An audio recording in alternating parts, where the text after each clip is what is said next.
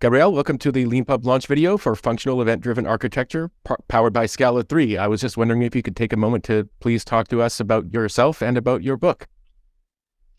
Yeah, Highland, good to see you again. Good to speak to you. I guess it's been 3 years since last time.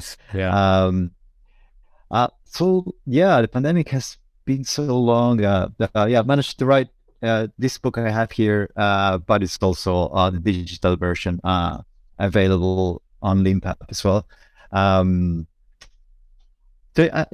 guess I'm just a Scala developer. Probably been working for about 15 years in the industry, always on the JVM ecosystem. I got into Scala in 2014, and it's only been one-way road. I was fortunate enough to write some books. And this one, last time we did an interview was about my first book, which actually went through a second edition as well. And the title is Practical FP in Scala.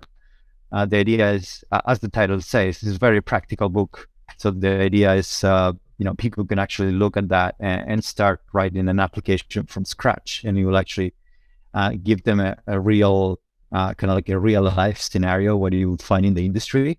And so my take on this book, on the new one that is called Functional Event-Driven Architecture, powered by Scala 3, it tries to follow the same approach, but this is kind of like a monster of a book. And not this one, but it's just like all the topics it tries to cover. It's probably just too much to fit in a single book. So I just try to cover the minimum amount of theory that I can. So, and then just delegate to other fantastic books that are out there if you want to deep dive into some of those topics. So basically this book is divided into 3 different parts. The first part covers some of the theory on a very light level, and delegating most of it to other recommended reading materials.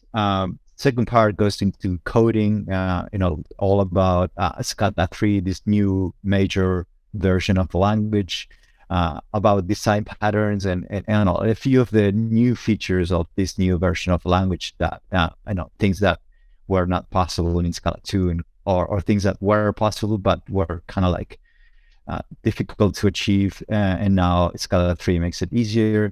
And then in the part 3 we go deep dive into writing this, designing and developing a new distributed system using event-driven architecture powered by Apache Pulsar, which is one of the message brokers by the Apache Foundation.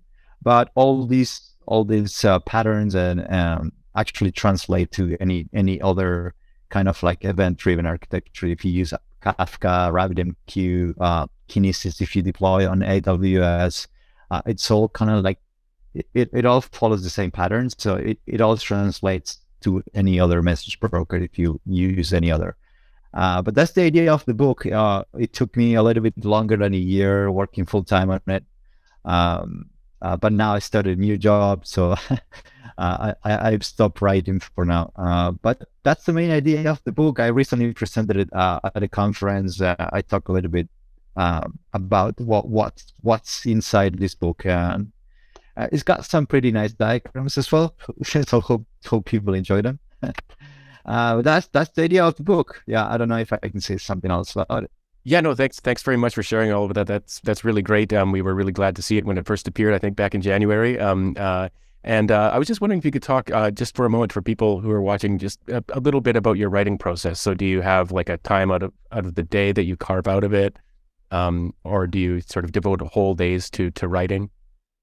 Yeah, first of all, I don't know how people that have families, kids, and a full-time job actually write books. I don't know. I admire those people. They are superhumans. My case has been more straightforward. I basically had no job, so I took full time to work on the book. But anybody that ever tried to write a book or even a thesis for university know how difficult it is just to concentrate on a single task. So it depends on also how you feel, how do you feel on a particular day, if you can write or cannot write. Sometimes I would be inspired and write a lot in one day, or in a single week I get done a lot, and then I will have a blank in my head for the next 2 months, and nothing will come out. There's just like rubbish ideas.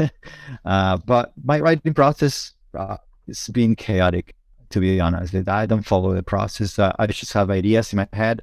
I try to dump them into notes. I should take notes. I take a lot of notes, so I have to go through all my notes and see where all the pieces can fit to make actually a book. I insert text, I delete text, and it goes back and forth trying to read the book from start to end, and make adjustments every time and over. It's just a repeating process of rereading what you wrote, and make adjustments. And at some point you need to make up your mind and say, okay, I think this is it, because otherwise it's a never-ending process.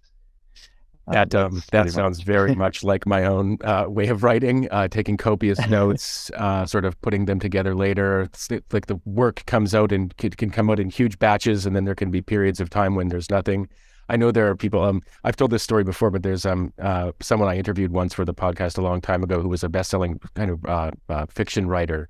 And she had kids, and then she had one kid, and the way she handled that was, she would hire a babysitter. She would put on her like business clothes, and she would say goodbye to her daughter, go out the front door, and then go around the back and go in the window into her office. So her daughter didn't know she was still at home, and that way she could get some writing done. Well, anyway, thank you very much for taking the time to do this interview. I mean, you know me, I could talk to you for an hour and a half, but we're trying to keep it short. So thanks very much for doing this launch video. Thanks very much for publishing your book, and good luck with your latest bestseller. Thanks a lot, Len. Yeah, and definitely recommend people to check out Leanpub if you haven't. It's the best experience just to get your ideas out there. Maybe some people will buy them early on. So yeah, thanks, Len. Thanks.